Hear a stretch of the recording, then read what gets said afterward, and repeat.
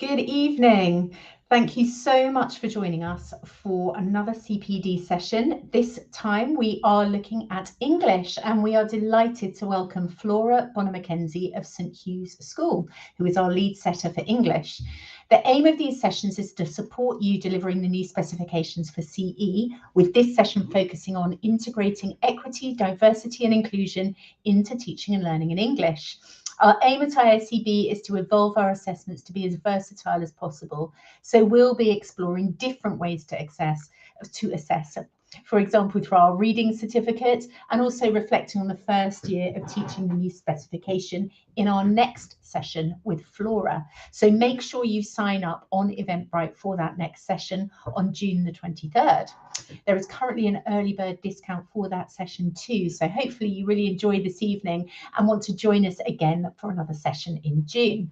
It's also a quick reminder that finally ISEB is on social media, so you can come and join us on all channels at ISEB Awards, and we'd love to see you there. Once the session with Flora has finished, there will be time for questions. And thank you up front to all of you who have sent lots in advance. We've had a lot to look at today, which is great. Please use the chat function in YouTube if you'd like to make a comment or ask us questions at any time. We can see them here on the feed. It's a reminder, however, that you need to log into Google or to YouTube in order for us to see those. So if you'd like to make some comments, if you'd like to chat with us and make sure that Flora is able to answer your questions at the end, if you just log in now or over the course of the session, we'll be able to see those. So without much further ado, I'm really delighted to hand you over to Flora Bonner-Mackenzie, who is going to be talking to us about EDI in the new English specifications. Hello, everybody. It's lovely to be here in my first sort of official capacity as the team leader for English. As Julia said, the sort of main aims of today's session, as well as talking about EDI, are to kind of gather really questions, concerns or queries from everybody. And again, thank you to those people that have sent questions in, because it's meant we can sort of prepare a little bit in advance and hopefully give some really detailed answers to that towards the end. So I'm going to try not to talk at you for too long, because I think there are lots of questions that need answering, and hopefully more will come over the course of the next half an hour or so. So if I can get started. So integrating EDI and encouraging the equity, diversity and inclusion within your English classroom is kind of the focus. So to reflect on what that might look like, to explore ways to integrate into what you're already doing in your classrooms as far as teaching and learning goes. And as well as that, as Julia mentioned, to reflect on how the first year preparing the year 7 pupils for the new English specification is going, and to answer questions and discuss any preparation that we might need to do for the second year of teaching. So this is kind of an interesting starting point, really, in terms of equity, diversity and inclusion. So this comes from a study from 2020, just gathering responses from various different secondary and independent schools about their most studied texts, and looking at that list. So the ones on the left-hand side of the screen are kind of the most popular texts in year 7. On the right hand of the screen, the most popular in year 8. So this obviously highlights in terms of the male-female divide. So author is indicated whether the author is male or female, and then whether the protagonist of the text is male or female. And it's quite an interesting picture, as I'm sure a lot of these texts will be very familiar to all of you, and quite possibly ones that you are using in the classroom at the moment, particularly perhaps those that have sort of filtered down from year 9 or even GCSE as well. But some of these, particularly year 7, there's lots of very obvious popular choices there. But just to add to that picture, there's only one text on across both of those lists. I think it's The Hunger Games that was published post 2010. So obviously, as in within the lifetime of our year 7 students. And only, I think, 3 more that have even been written in the 21st century. So I think, you know, we are very, we're very conscious, more and more so, that, you know, introducing new texts into the curriculum is kind of one of the key places to start in that search for diversity.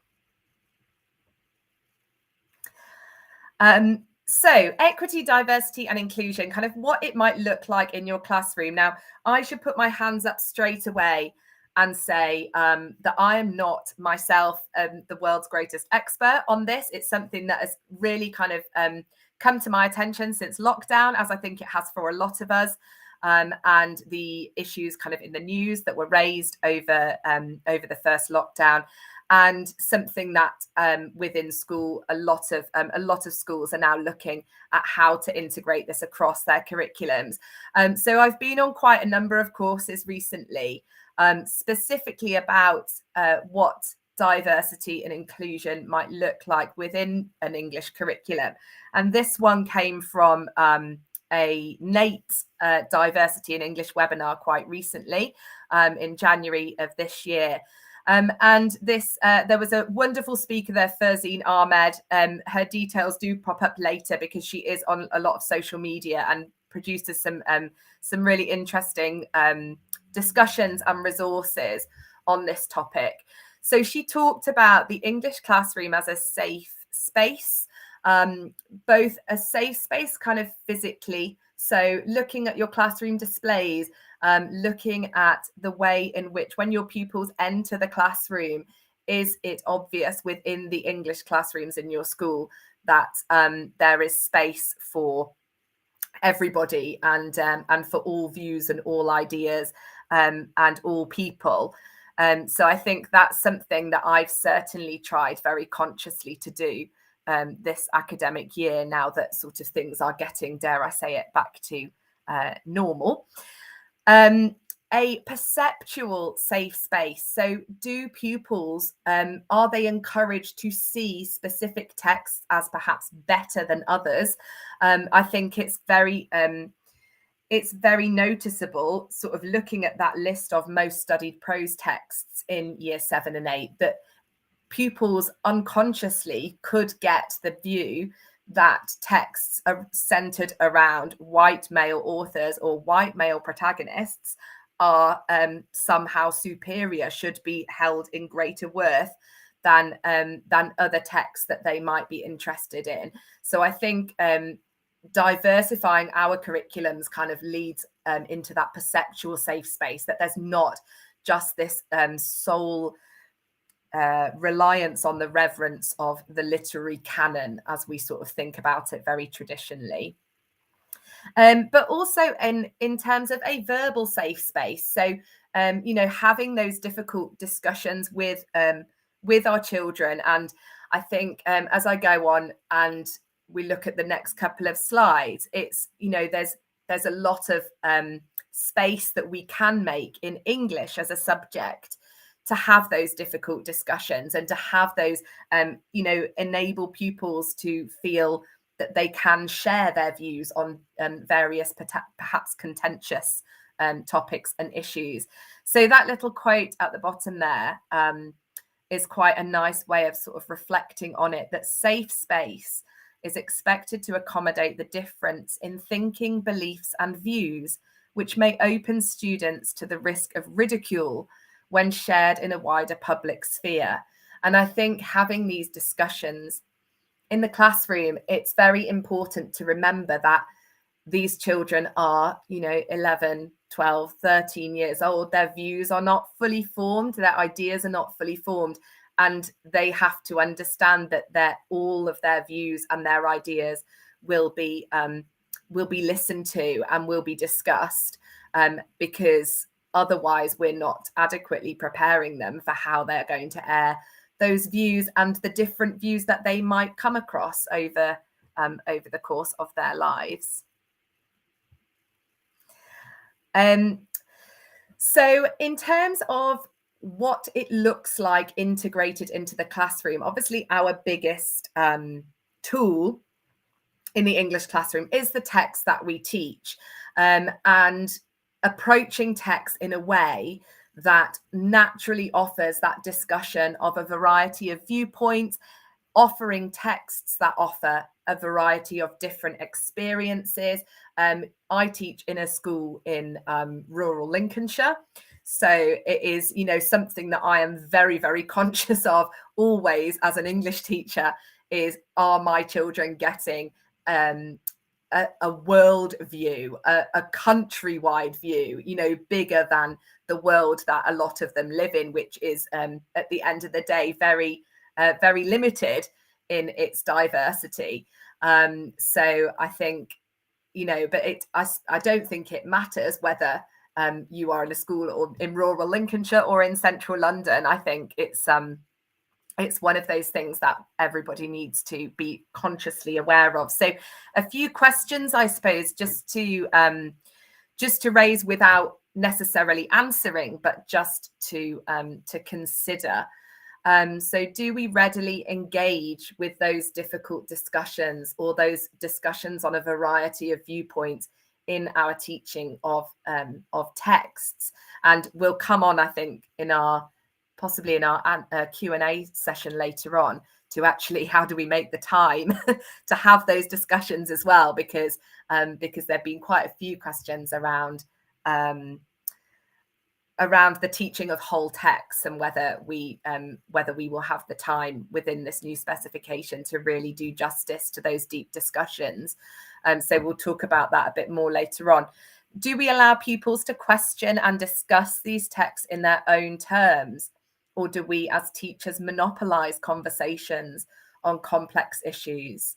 I can certainly say that I myself have probably been guilty of, seeing myself as the voice of reason or the voice of experience in the classroom because I'm the teacher. But actually, obviously, depending on what we are discussing, there are pupils in the classroom who have just as much, if not more, experience of those particular issues as I, as their teacher, do. So I think it's really important that we feel comfortable taking a step back sometimes, even if that makes us uncomfortable in the sense that we might not be able to control that discussion as much as we're used to.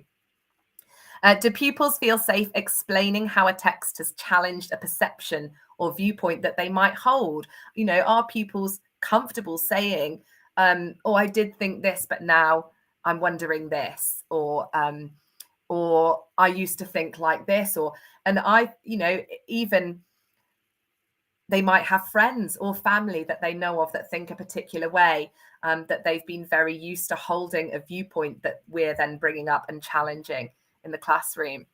And do BAME pupils and teachers feel safe challenging a dominant viewpoint in the classroom, the voice of the minority in the classroom, meaning that in terms of where a single pupil or a smaller number of pupils might feel a particular way, do we ensure that their voices are heard as well?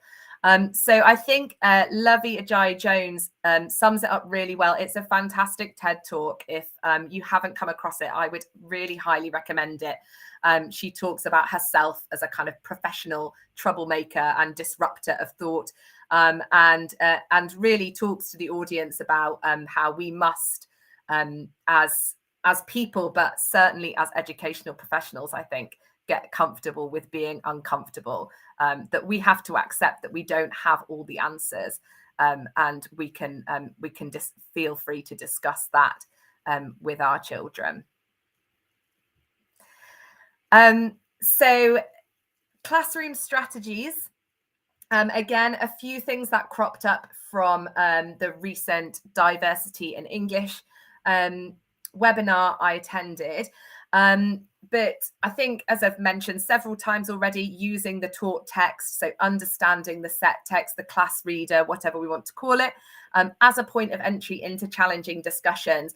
And I think that's, you know, it's an exciting opportunity really to really closely look at the text that we're teaching, and are they allowing entry into those challenging discussions or sensitive topics. An interesting one, because again, I think I've always probably done this in my own practice, is when I introduce a new text, one of the first things that I might do is get the pupils to research the context around it. So and looking at the historical context, or looking at perhaps the event that might have led the author to write about this this text.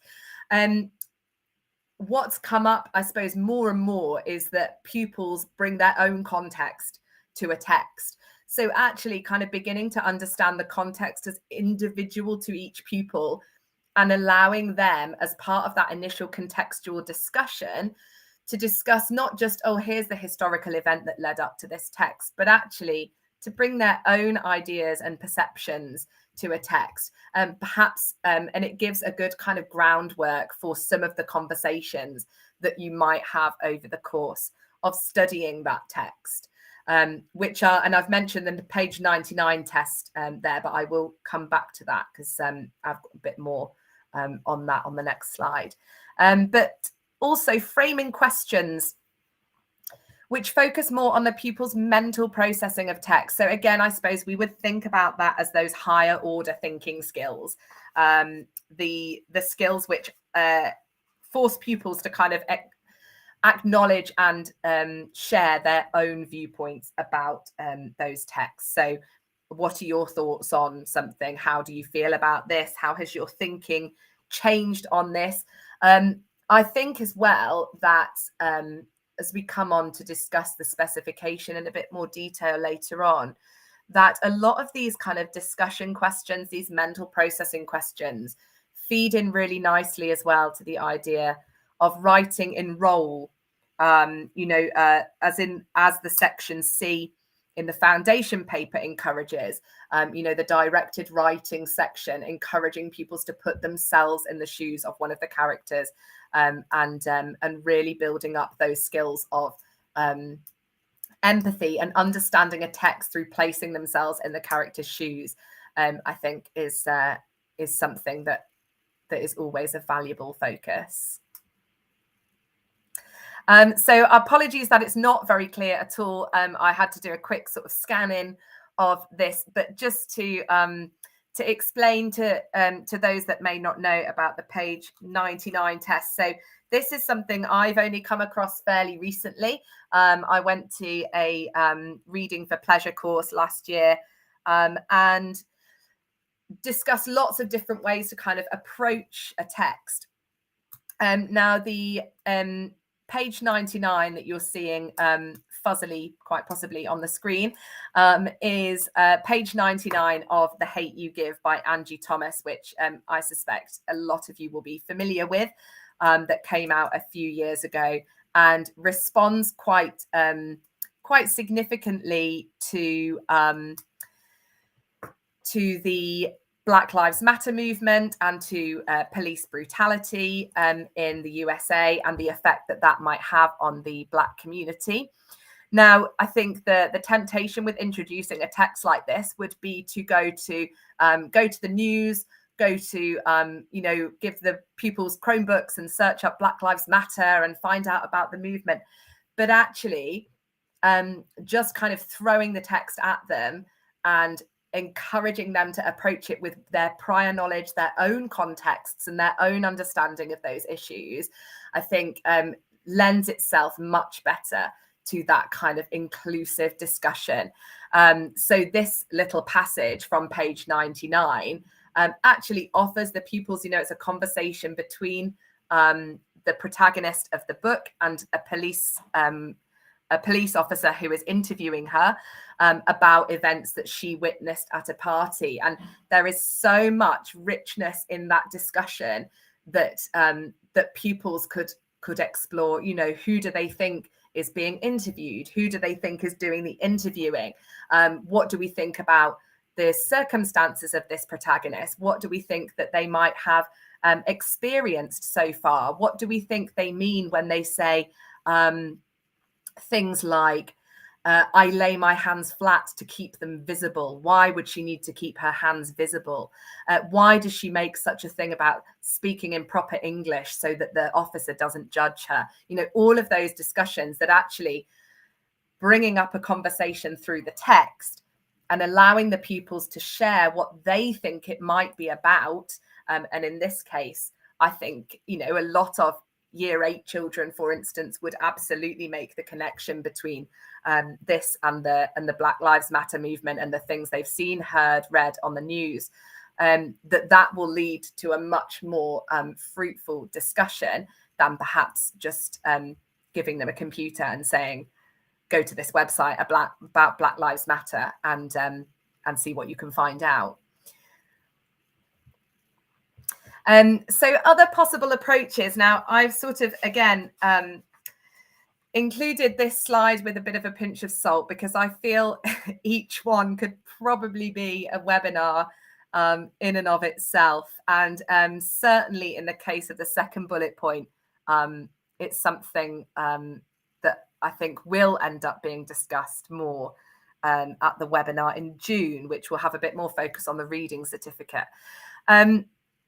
As I mentioned before, there have been a lot of questions about and concerns, I think, about studying whole texts in the new specification and in preparation for essentially a paper which will be an extract.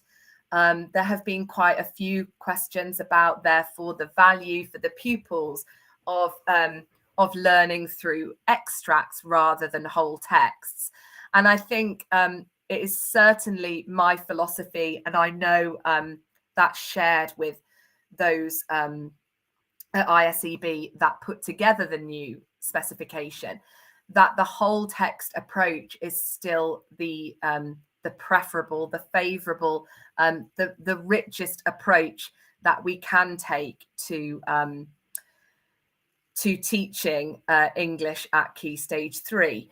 I think the way that I've certainly approached it over my last few years of teaching, and I suppose in particular the changes around levels and things a few years back, that thematic units, so a novel or a play or a set of poetry or whatever, that a main text, but around which to base a theme, an idea that offers then the scope to bring in other extracts, to bring in other things, to bring in non-fiction, to bring in items from the news or whatever it might be, debates, discussions.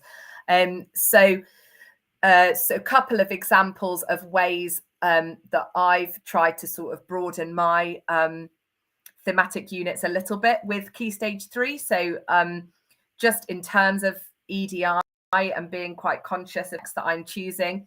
And so I've always done a sort of whodunit unit early, either in Year 6 or early on in Year 7. And just to kind of focus on the skills of inference and deduction and things like that. And I've always used Sherlock Holmes. It's a short story, so it's quite easy to tackle. And we can really focus on the kind of solving the mystery. But I've also now introduced into that topic the fantastic Shana Jackson's High Rise Mystery, which came out a couple of years ago, which is set in sort of a high-rise tower blocks in London, and two young girls that kind of are trying to solve a murder on their estate as well.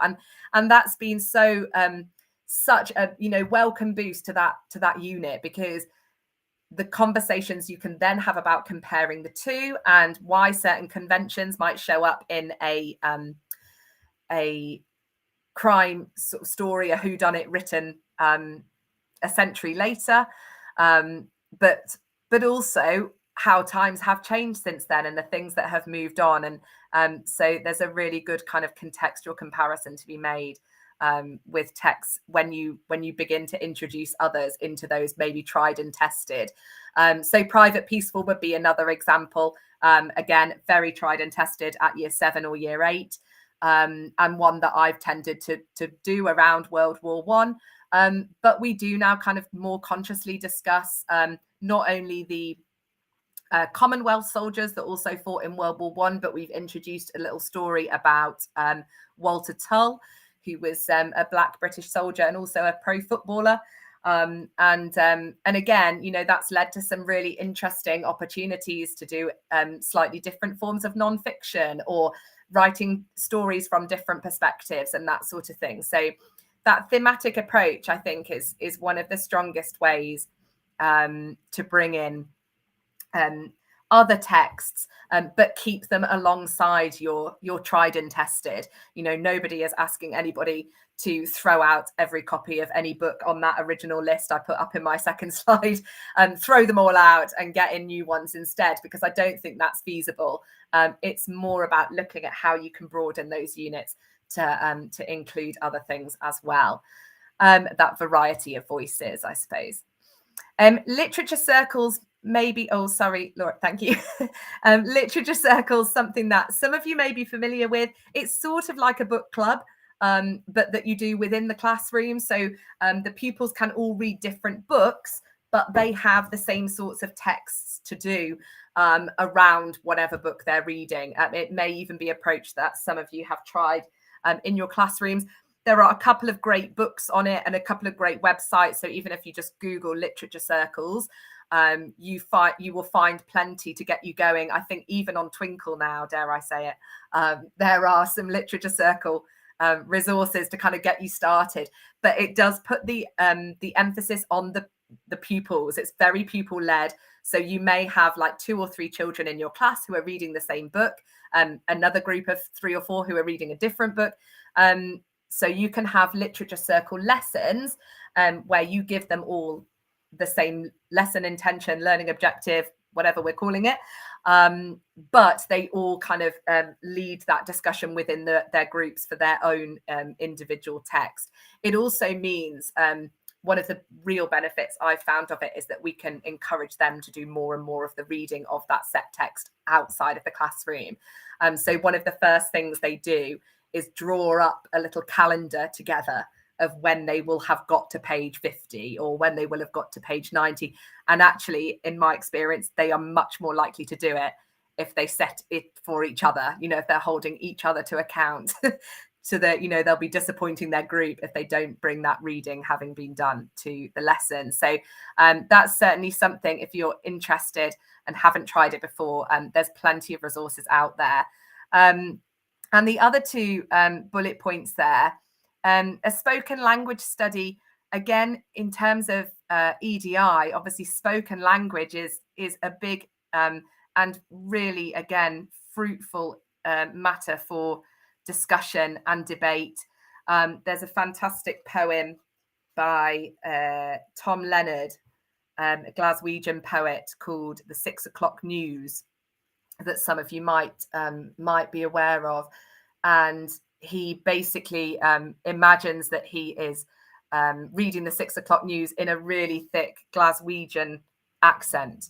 And doing that with year 7 last term led to some, you know, fantastic debating work and discussion about local accents, regional accents, dialects. Should standard English and RP be the norm and the only accepted on sort of news broadcasts, or should there be a range of sort of local and regional accents and dialects? And so that was a really interesting way into kind of that diversity and inclusion topic as well.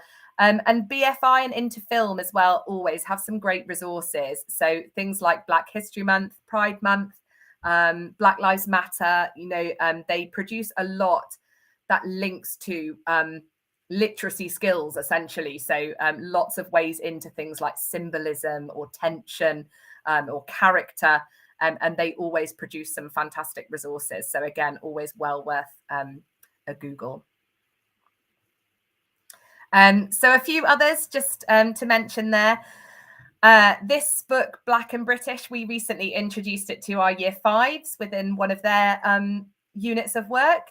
They do the Victorians in year 5, and actually, so we had a really nice opportunity to make a little link there.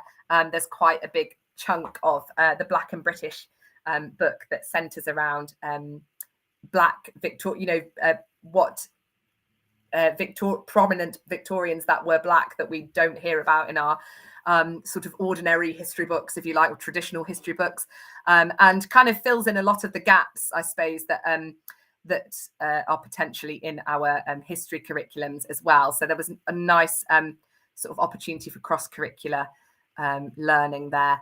But a few other, as I say, I think these slides will come around, so please don't feel you have to scribble down any of these resources. But again, a Google search for any of these areas brings up a lot of resources and ideas, individual lesson plans, like all sorts of things, just to kind of get you started if you are thinking about diversifying your curriculum, or if you're just thinking about, you want a few different ideas for class readers and things you might be able to use.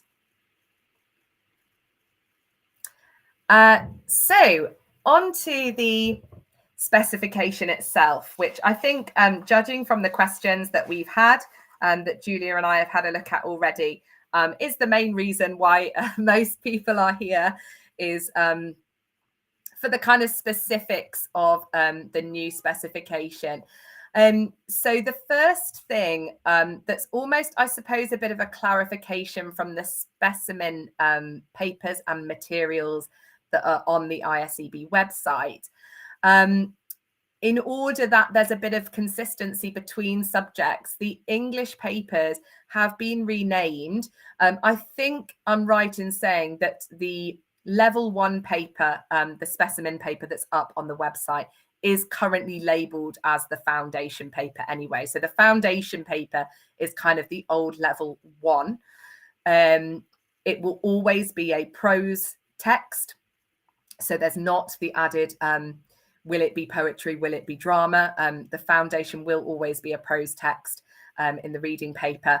And there is a little bit more scaffolding in terms of the longer questions for section B, and a slightly different section C. So it puts them towards writing from the point of view of a character telling the story, perhaps from a different point of view, as opposed to the mini essay that they have in the level 2. So the level 2 paper, the higher of the 2 tiers, will now be referred to as the core paper, on the understanding that actually the vast majority of pupils will ultimately sit the core paper at the end of year 8.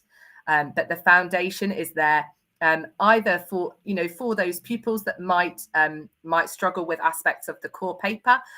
EAL pupils, the foundation might be more appropriate for, or indeed in year to use the foundation in year 7 as a kind of building block towards that final year 8 paper.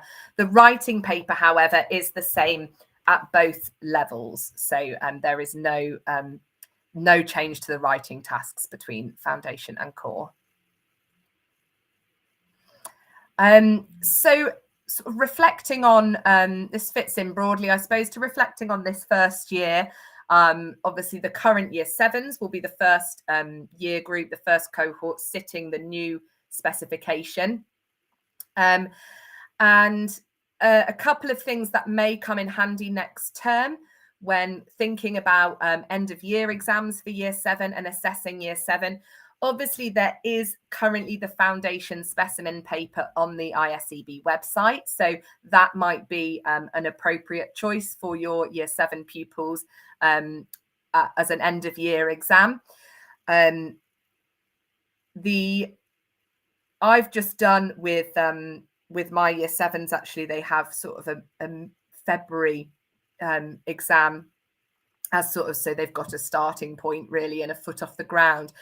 And what I ended up doing was adapting one of the past CE papers, so from the old specification, into something a little bit more closely resembling the new one. So please don't feel, there's been a couple of questions. Again, I know we're going to come to questions shortly, but there have been a couple of questions about will there be more specimen papers available, more papers for us to use for those mocks? But I would say absolutely do not discount what's already there. You know, those past papers that you may have been using for years will still be absolutely testing the same sorts of skills. The one thing I would say that if you wanted to include a multiple choice section, so if you've got an old, you know, an old paper, an old prose passage, say from a paper 1, that you're adapting for a year 7 end of year exam. So coming up with a few multiple choice questions to kind of ease them in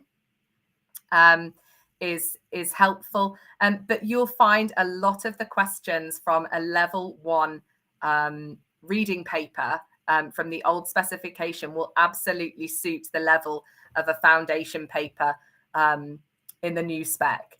So actually just selecting the questions that focus on, you know, pulling out quotations, explaining quotations, pulling out those questions, and just perhaps rejigging them a bit so the pupils are getting used to the format, that there's a section A, a section B, a section C, is certainly a good way of approaching it. So don't feel, as I say, that those CE papers from the old specification are now useless, because the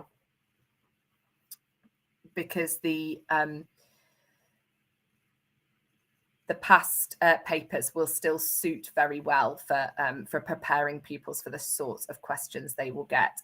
As far as the directed writing goes, the directed writing is the name given to the section C in the foundation paper.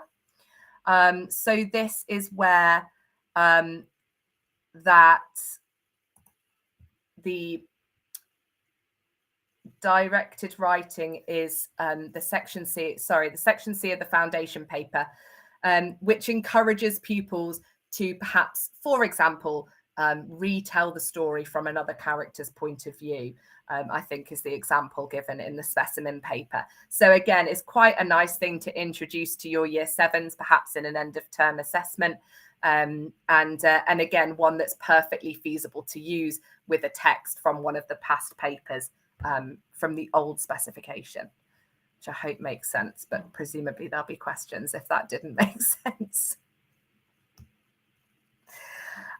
So next year, obviously, as the year 7s go into year 8, there's potentially more planning, more thinking about getting them ready for those new exams. So a few kind of thoughts to leave you with, I suppose, before we go into our questions, more of which I see are coming through that Julia's sending through at the moment.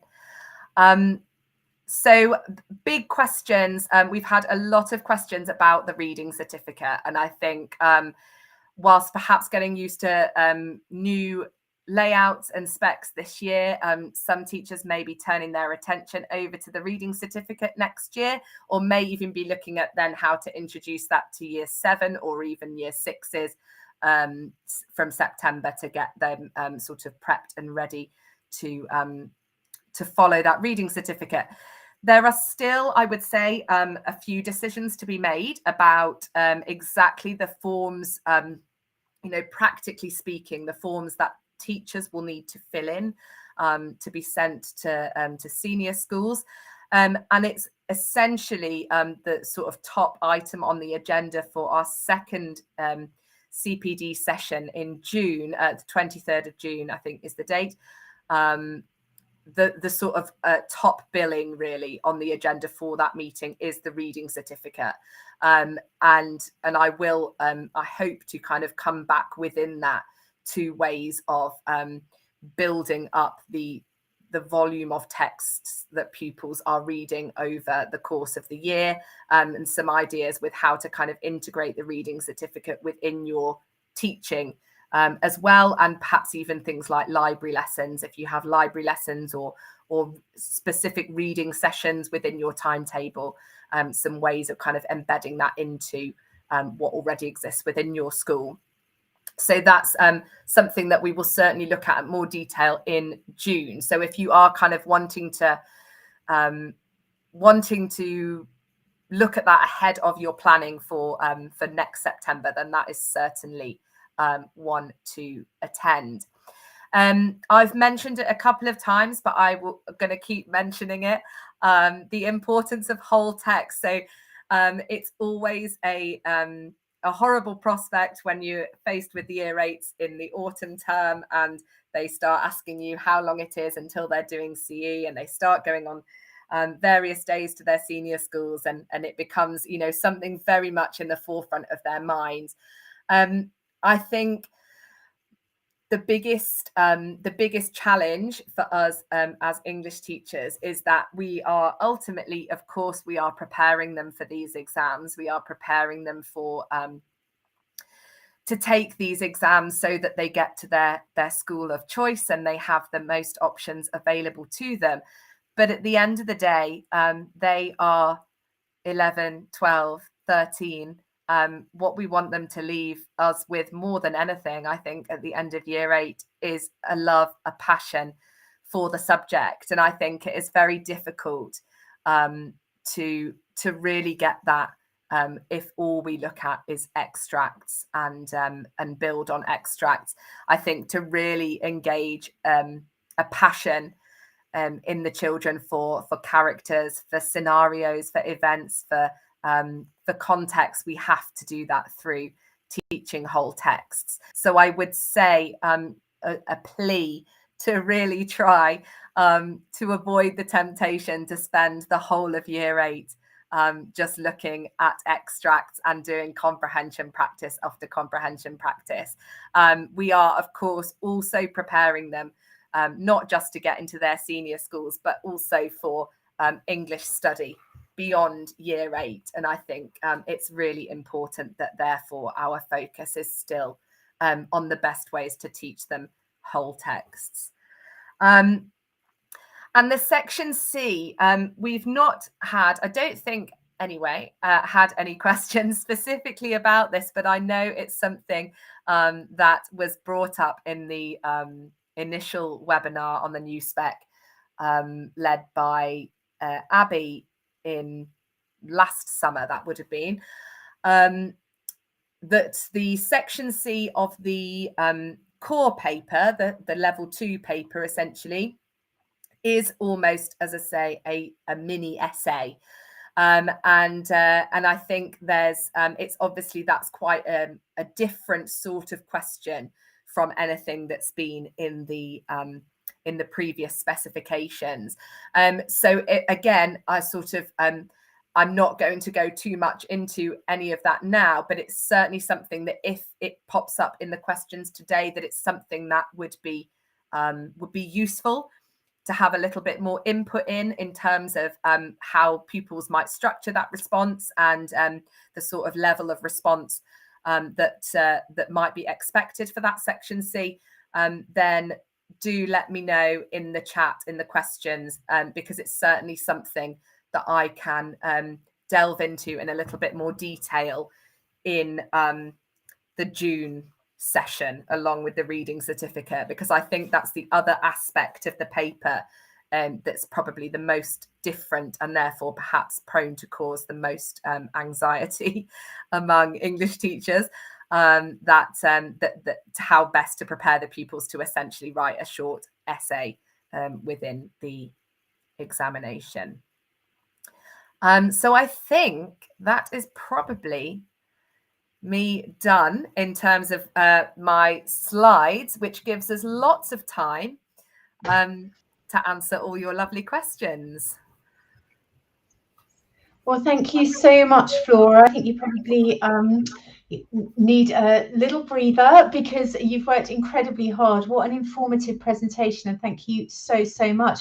We do have lots of questions. We've had some coming in, which has been brilliant. So what I'll do is we'll make sure we put those questions on the screen and ask them.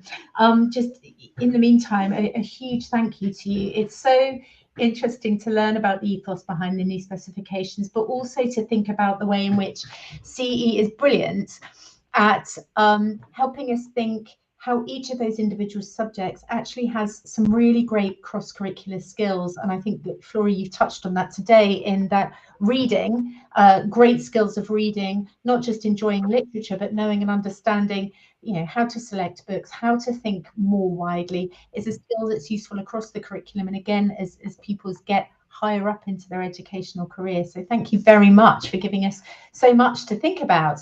But I will start with our first question that came in before the session. And actually, this is something you just touched on around whole text. In the session last May, there was a strong focus on whole text depth rather than extracts, brackets, breadth. Extracts seem the most useful, as the examination is still fundamentally comprehension and writing skills.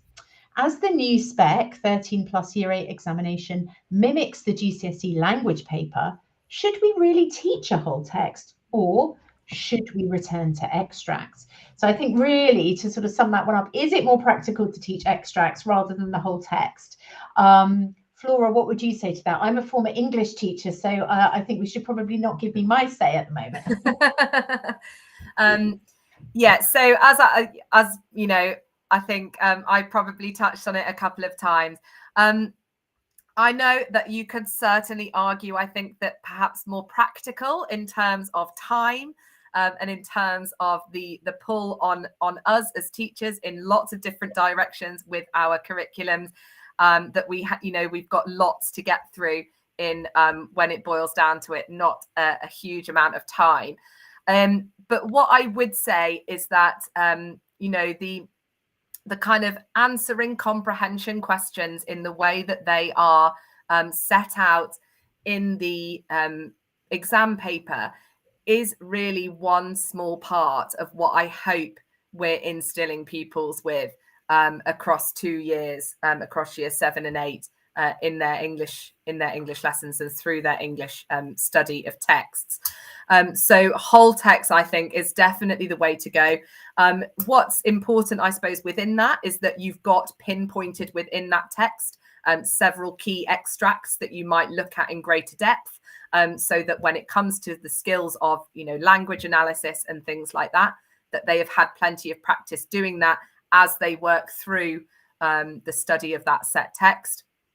And the other thing I would say that I mentioned briefly in terms of building on the text you may already study is that bringing in extracts from other things for comparison, for discussion, is also a good way of kind of bringing that into diversifying those schemes of work that you already have.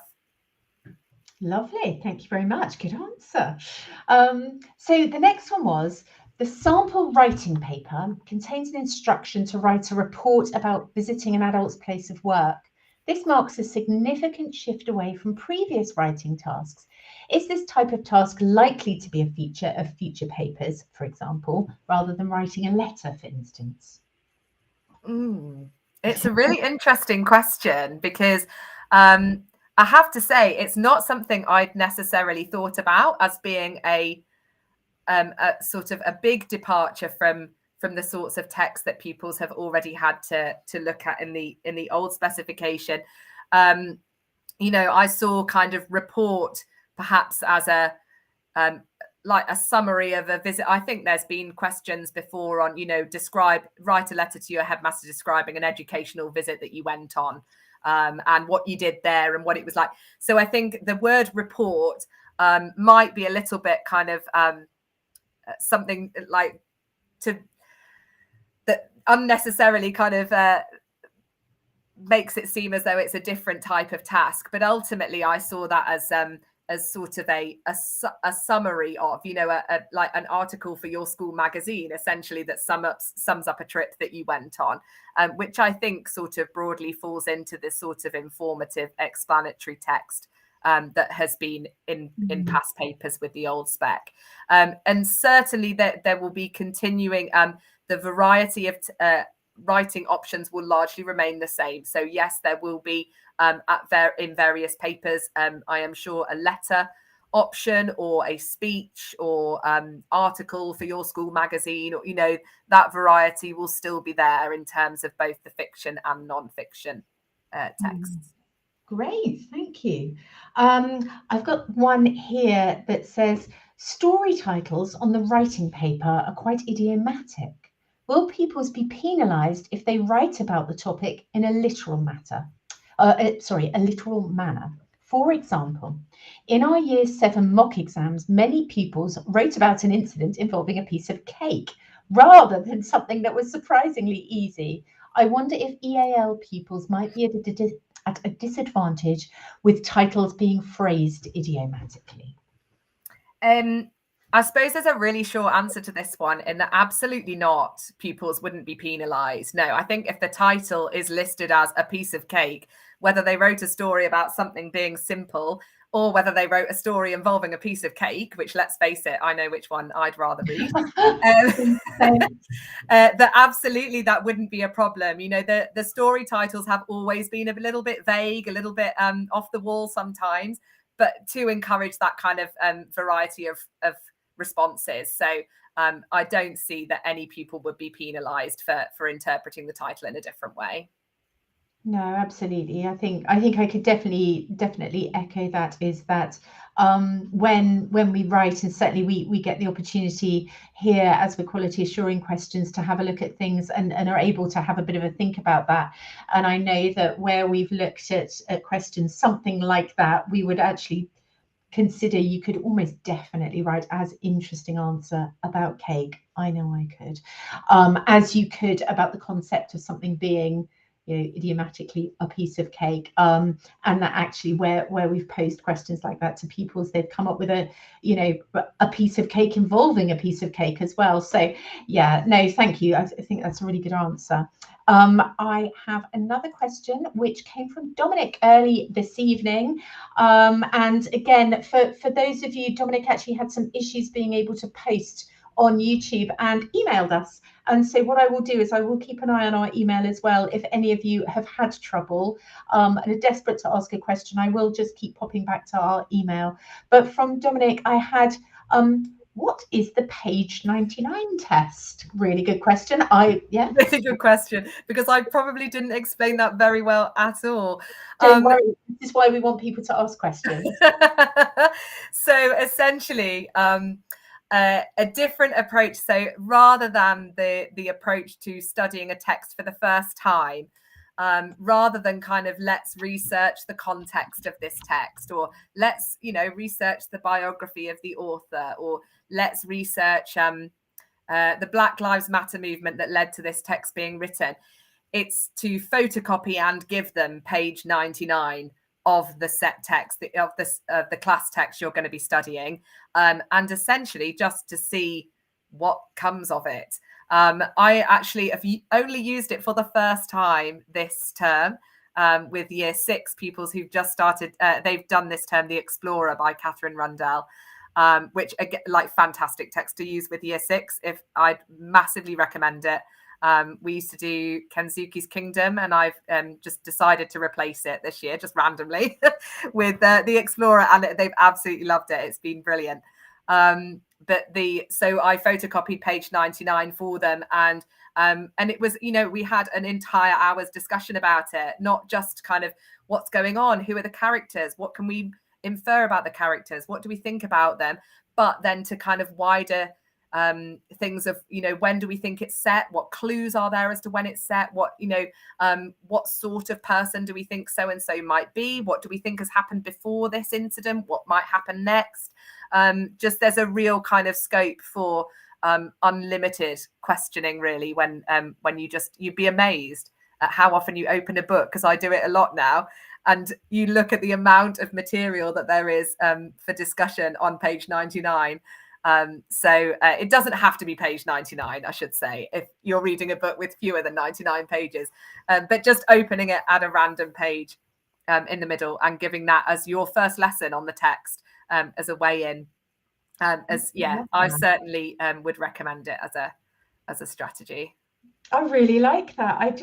It never occurred, a long time since I've taught, but yeah, nevertheless. And interesting you should say, my eldest daughter did Kensuke's Kingdom, and actually the youngest last year who's just done the Explorer. So I think lots of people are beginning to come to these texts and look at them in this way, which is brilliant. I'm ashamed to say I dressed as a sloth on World Book Day, specifically for the year sixes who were doing the Explorer. Honestly, I think I can speak for all of us on this call. We need photos, and I think that's amazing. There was definitely a new obsession. You know how she's very young. Young girls get a bit of an obsession over a character, and sloths became a big feature in our house for quite some time. And apparently, I remain a disappointment as a parent for not being able to buy a real one for a baby sloth. I know. Actually, this is another question from Dominic, another really good question, actually, which is about texts. What other books might you recommend? The first slide didn't show that many books by women or BAME authors. What Dominic's looking for are books that could be suitable for 11, 12, 13-year-olds. Yeah, so that's exactly it. That is the issue, isn't it, Dominic? That list of our kind of tried and tested texts as teachers of Key Stage 3 is woefully lacking in books by female authors and BAME authors as well. So as I've mentioned a couple, obviously over the course of the session. So High Rise Mystery by Shana Jackson, I introduced with year 6, 7, depending on how I'm feeling that year, as part of our Who Done It to go kind of alongside Sherlock Holmes. The Explorer, again, as a replacement for the male authored Kenzuki's Kingdom, and is a bit more up to date as well. You know, although it's set in the past, it's the way that it's written is very modern and the characters seem very modern.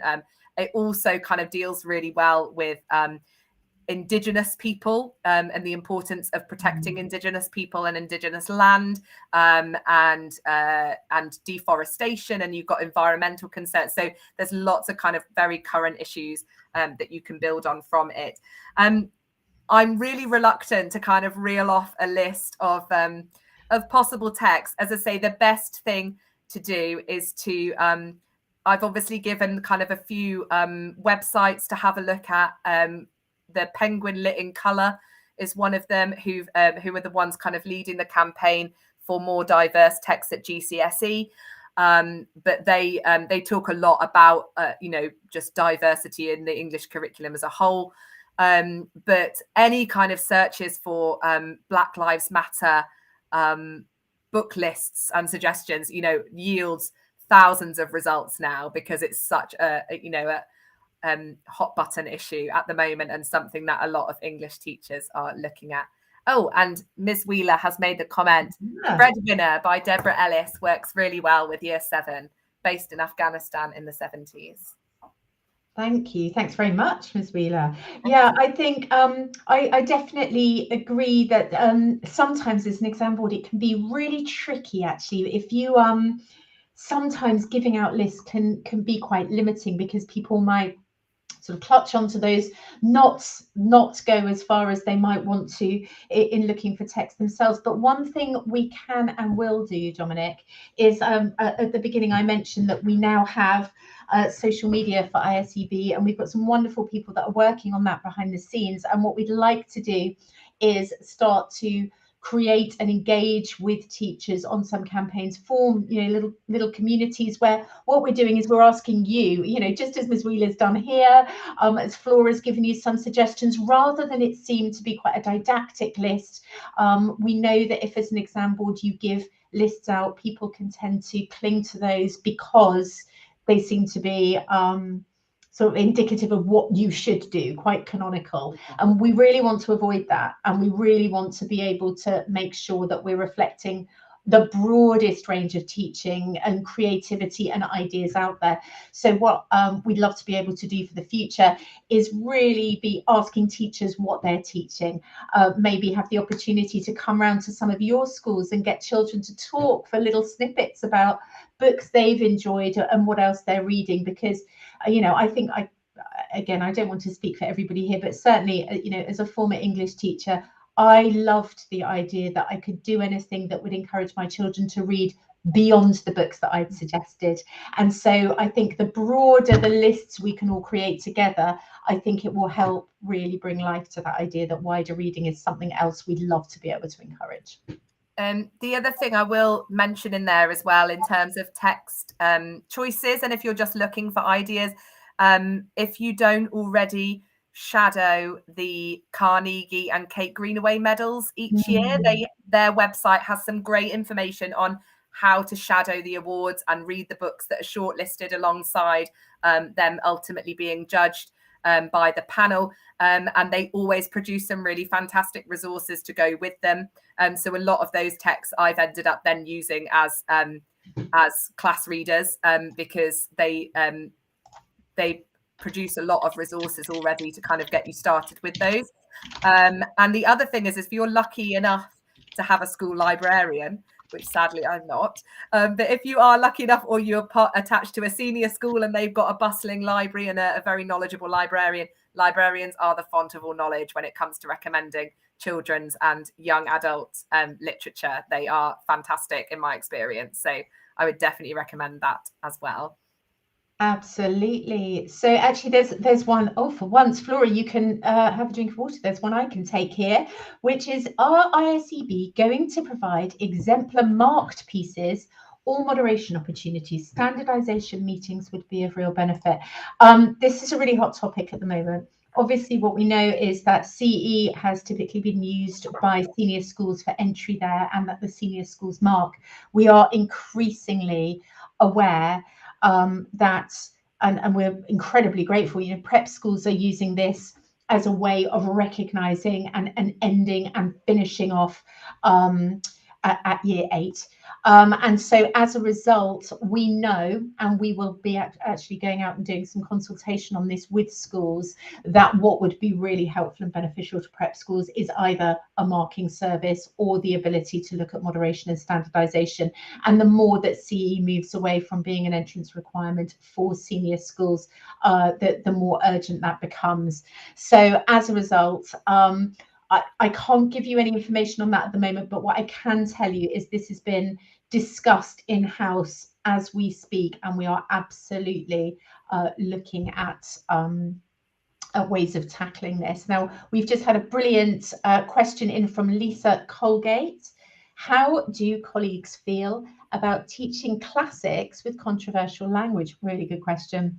I.e., Lord of the Flies, if debate is established and extracts and other sources are brought in to broaden a view, can you still see text like that as relevant and appropriate? Yeah, I mean, I obviously can't speak for everybody, but I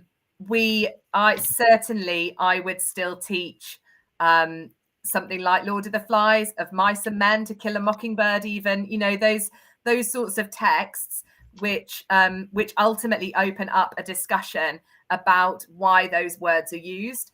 I actually had a conversation with quite a number of year 8s. We looked at an extract from, I think it must have been To Kill a Mockingbird. And we looked at an extract from it, and this was a couple of years ago now, and it had the N-word in it. And, you know, it prompted a really interesting discussion about why I wouldn't say it out loud to them, despite the fact that it was in the text. I actually didn't even print it. I did the sort of N******.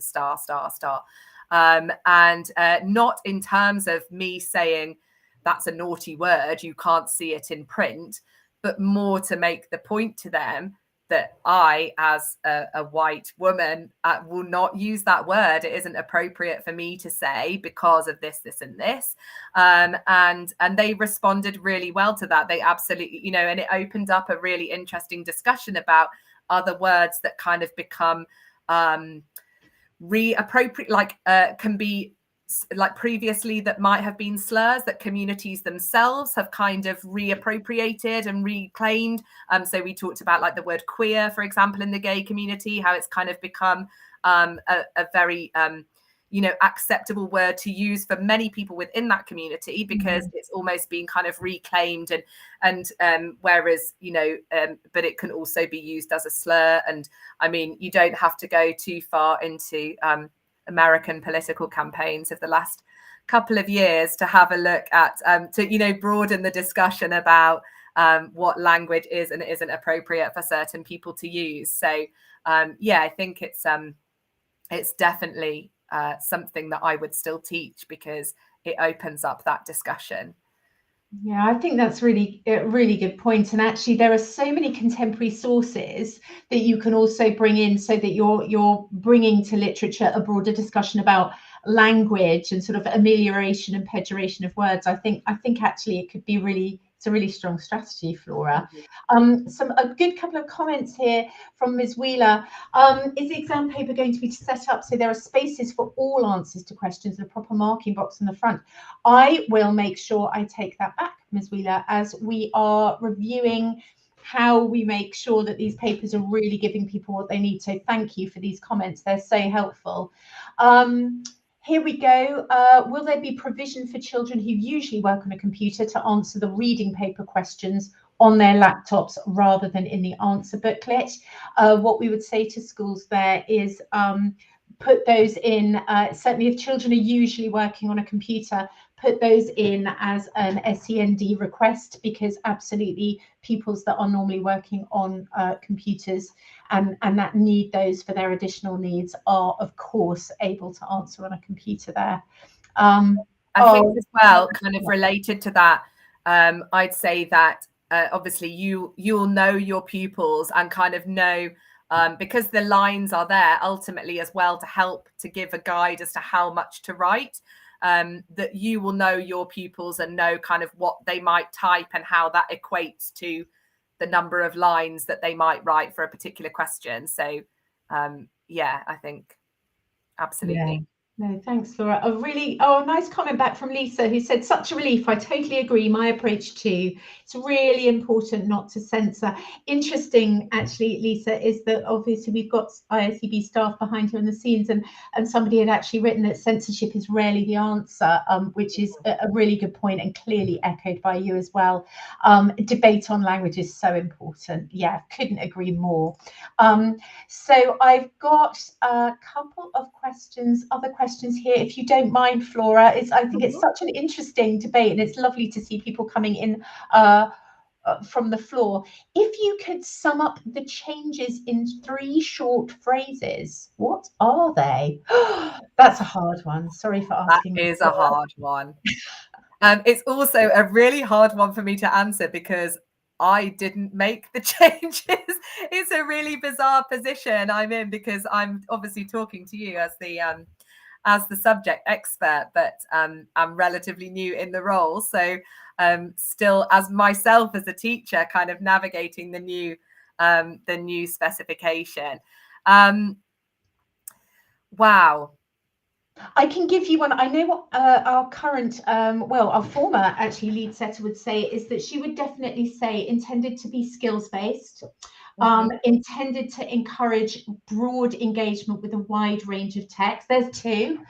And I think, Flora, you definitely agree with both of those, that it's about trying to encourage those broad skills in English. And like I say, trying to foster a real love for reading and understanding texts of all types is so important. Yeah, I think so. And I think perhaps as well, sort of linked to that, like variety of response as well. One of the lovely things about so I recently, as I said, did a little exam with my year 7s and set them one of these sort of directed writing style tasks where they wrote from the point of view of another character. And it was a wonderful exploration of the text, but every response was different. It really kind of celebrated the variety of ways that pupils can respond to a text. And I think the section C in the core paper encourages the same as well. That longer essay response actually offers real scope to all levels of candidate to really produce quite an individual response to the text. Oh, thank you. I've got here's quite a good one actually. I saw a sample paper with an extract from a play. Should our curriculum be adjusted to include more plays? Yeah, so it's an interesting one, and it's one again that I think cropped up in Abby's session last summer, because with the new specification, one of the biggest changes obviously is that the reading and writing is split into 2 papers, but within that then that the text in the core reading paper could be a drama text, a prose text, or a poetry text. Now, I sort of speaking on Abby's behalf and following our conversations, but I think that's, you know, the kind of rationale behind that is to encourage that that full study of English and literature in all of its forms. So absolutely, I don't know whether I'd say more play texts, but I think certainly considering one of your sort of core texts in a term, you know, at some point over those 2 years, to be a drama text is certainly worthwhile. There's nothing to say as well that, again, similar to kind of what we've discussed about in bringing things into what you already do. So I tend to do a little bit of an introduction to Shakespeare at some point. So we'll do a little bit of Macbeth. But there's always, you know, there's scope to bring alongside that extracts from modern drama as well. When we're looking at Shakespeare now, I'm kind of picking out not so much the Shakespearean language as much as kind of drawing their attention to things like the stage directions and what do we notice about it that's specifically drama related. You know, what do they do in a drama text that they wouldn't do in a prose or poetry text? So I think there's ways to kind of adapt even Shakespeare to kind of the study of modern drama in the sense of understanding what that sort of text looks like, if that makes sense. Yeah, absolutely. No, that's great. Now I know you've kind of covered this, and actually this is just another plug, if I may, is that if you go to the ISEB YouTube channel, what you will find on there is the session that we did last year. That's available freely to anyone, which really covers the new specification in quite a lot of detail. So I'd highly recommend that. You will of course get the recording for this one, but do always go back and have a look at that too. I think you guys will find that really, really helpful. But nevertheless, I know, you know, we're here to help people. And one question that had come in before, and perhaps another quick skim over it, Flora, is what will the new format look like? Number of papers, timing, skills covered. If you could do a quick canter over that as well, then it would be helpful. I can. So very broadly speaking, 2 papers. The first is the reading paper. It will be 1 text, 1 unseen text. So either, and I'm going to sort of just talk about the core primarily, but there is a foundation paper as well, which will always be a prose text. But the core paper, as I say, could be poetry, drama, or prose. And it will vary. I think we're, you know, very keen to kind of keep it varied and not to make it necessarily predictable, because at the end of the day, I think the questions asked around the text will be very similar, regardless of whether it's drama, prose, poetry. You know, the skills assessed are still exactly the same. So the reading paper is split into 3 sections. There's a multiple choice section, which is worth 15 marks, which is usually sort of 7 or 8 questions and is intended really to ease the candidates into the text. So to kind of clarify things occasionally, to kind of guide them in the right direction in terms of understanding the whole text. And, you know, but also to kind of get them making some initial inferences, looking for key vocabulary, things like that. The section B is sort of slightly longer answers. So sort of 4 mark, 6 mark sort of questions. Most of those will be based around more detailed inference with evidence. So with quotation, as well as, you know, the language analysis, looking at writers' techniques, and the effect of those on the reader or audience. And then the section, that's worth 25 marks, the section B. And then the section C, which is worth 10 marks, is the kind of the mini essay, essentially. So it'll be one question about the text as a whole. There will be some guidance to help pupils kind of structure that response. So usually kind of in the form of bullet points, just to help guide them through that longer answer. And it's 70 minutes, the reading paper. The writing paper, again, is the same at both levels. So whether it's core or foundation, the writing paper remains the same for both. And rather than having, so we're obviously now used to the paper 1 has the non-fiction writing and the paper 2 has the creative writing. The writing paper has both in one sort of clump, and the candidates can choose any two. So there is scope there for those candidates who perhaps prefer the more creative approach, might choose the story or description, or but there is similarly those that prefer a kind of persuasive argument and a letter to the headmaster, and that, you know, there's scope for them to really choose what they feel they're going to produce the best response to. So they're kind of all lumped in together, if you like. And the writing paper is 75 minutes. So the suggestion very much is still to spend that first 15 minutes kind of planning, reading the questions, planning out, and then to split your writing kind of evenly between the two. So half an hour per piece of writing. Thank you, Flora. I know this, but that was brilliant. Really, really comprehensive. Another question coming in from the chat. So Lisa has asked us, will extracts continue to be all post-1914 in the exams? Ooh. Good question. I think the broad answer probably is yes, in the sense that certainly for prose extracts and drama extracts, one thing we are always very conscious of setting papers is that we don't want a paper that needs a page and a half of glossary before the children can understand it. And obviously pre-1914 texts, if we're getting into sort of extracts from Victorian novels or Shakespeare plays, the amount of glossing that we would reasonably have to do in order for the pupils to access that text under exam conditions would just not be feasible, not be fair. So I think certainly for the poetry, the prose, and the drama, I think it's certainly likely to remain post 1914. The poetry is a little bit trickier to say, because I think there are probably poems that are accessible that are slightly earlier.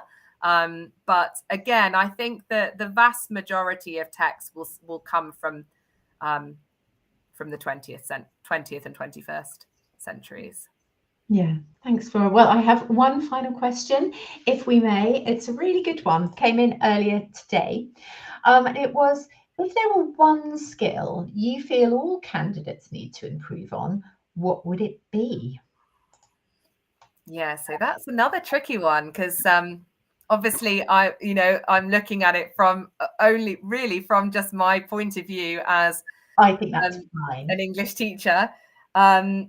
I would say, to be honest, the biggest thing, and I think looking at the new specification, it's something we're going to have to really, really continue to work hard at, is that pupils understand the sort of the value of interpreting the writer's language, the writer's use of specific words. It's a very difficult balance, because I think there's obviously an expectation within the papers and the specification that they can identify particular techniques. So, simile, metaphor, symbolism, whatever it might be. There's elements that, we kind of drill into them in terms of you need to be able to spot these techniques. But I almost find myself backtracking as an English teacher, saying you don't need to name the technique every time. sometimes it's so valuable just to pick out a word that you've noticed that, wow, I've never seen that word used in that way before. What could that mean? What could, why have they chosen this particular word?